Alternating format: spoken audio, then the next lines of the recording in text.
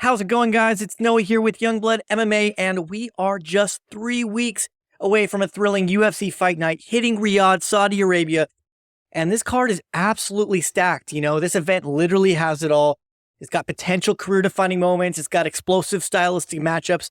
We are in for a banger. And, you know, I don't think I see a single women's division fighter on this card.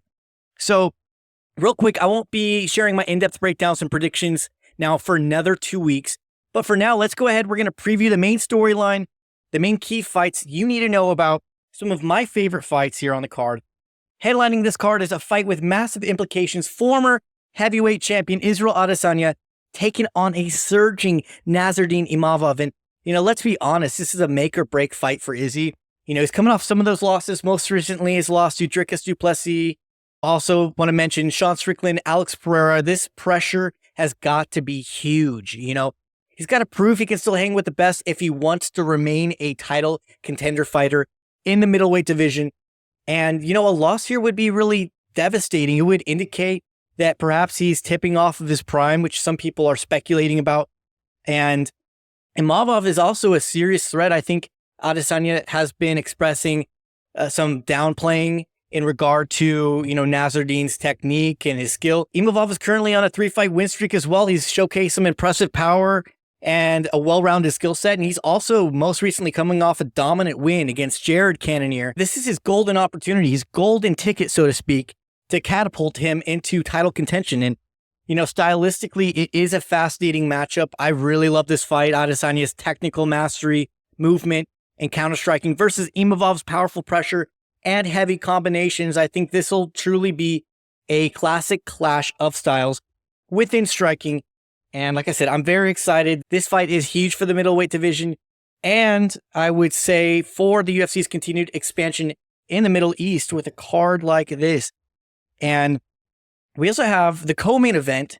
It's a guaranteed striking spectacle. It's between the undefeated Shara Bullet Magomedov facing off with Michael Venom Page, making his highly anticipated UFC middleweight debut.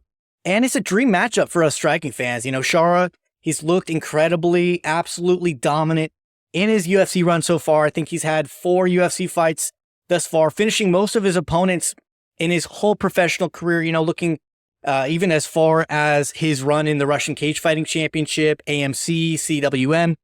This guy's a pressure fighter. You know, Shara's got exceptional striking skills. He's got heavy hands. He's got a strong clinch game. He's got a knack for finding these great finishes. I was very impressed in his most recent bout against Armin Petrosian in Abu Dhabi at UFC 308. Those double elbows were killer. I got to go rewatch that right after this. But yeah, I mean, he's facing off a true veteran and a unique talent in Michael Venom Page. I think, you know, most people know MVP. He's a legend in Bellator. He's known for this incredibly unorthodox style.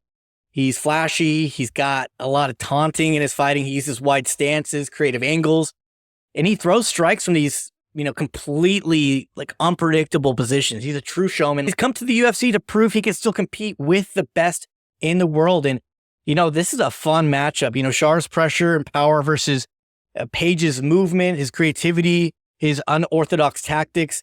It's a classic matchup of experience versus a rising star. You know, Page, he's got a wealth of experience competing at a high level.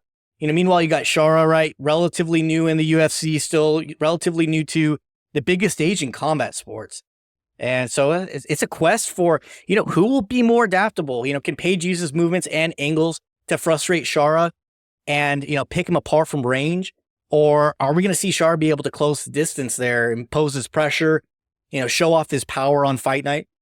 You know, this fight, I think it's got all the makings to be a potential fight of the night. Honestly, I really love this matchup. I'm actually glad MVP, you know, stepped up into middleweight. I think this might actually be really good for him just to test the waters. And who knows if he's going to stay there or if he's going to use that to fuel him back in welterweight. So, you know, I hear a lot of people picking MVP to take home a win. I think, like I said, Shara, you know, impressed me a lot in his most recent bout.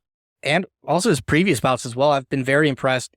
And quite honestly, I've learned my lesson with picking against undefeated fighters. So in the heavyweight division, we have a guaranteed slugfest here between Sergey Pavlovich and Jairzinho Rozenstruik. Both these men, they possess terrifying, knockout power. This fight is highly unlikely to go the distance, in my own opinion. Pavlovich, he's looking to bounce back after recent losses. His most recent loss, Alexander Volkov, as well as his loss to Tom Aspinall. And he's looking to reassert himself as a top contender. On the other hand, you have Rozenstruik. He's riding a 2-fight win streak right now. He's looking to continue his climb up the rankings. And this is a classic heavyweight showdown. I think someone is likely going to get finished here. If you haven't watched yet, I actually referenced more of my thoughts about this bout in my previous video, What's to Come in the Heavyweight division. So be sure to check that out. Moving to the Bantamweight division, we have Said Nurmogomedov. He's taking off Vinicius Oliveira. Both fighters are hungry to climb the rankings in an incredibly competitive weight class. Oliveira, he's popping off. He added some extra spice to this matchup back at UFC 303 when he called out Umar Nurmagomedov. And I thought that was a bold move. I think it adds an interesting subplot to this fight, really. And if Oliveira can get past Said, that potential future matchup with Umar, I think it becomes more possible, more intriguing. The fight between Said Nurmagomedov and Oliveira, for now, it definitely has ranking applications at bantamweight. Both fighters are known for their finishing ability, so I'm expecting an exciting and potentially short fight here. Another intriguing matchup is Ikram Aliskerov versus Andre Muniz. It's a classic grappler versus striker dynamic, with Muniz being a highly decorated jiu-jitsu specialist, and you got Aliskerov having a strong, all-around game.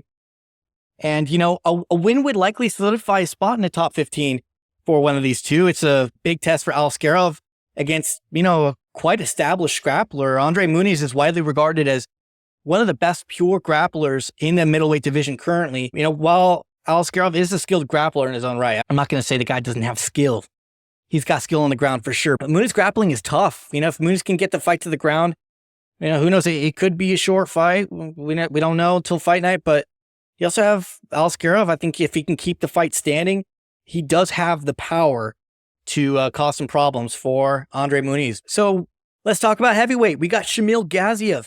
He's taking on Thomas Petersen, and this one does have a making to be a showdown at the heavyweight division. And Gaziev is a rising prospect. He's been making waves in the division. He's got strong grappling. He's got a great wrestling base, and he's looking to continue his ascent in the heavyweight division in the UFC. And this guy's hungry, he's got a lot of hype behind him.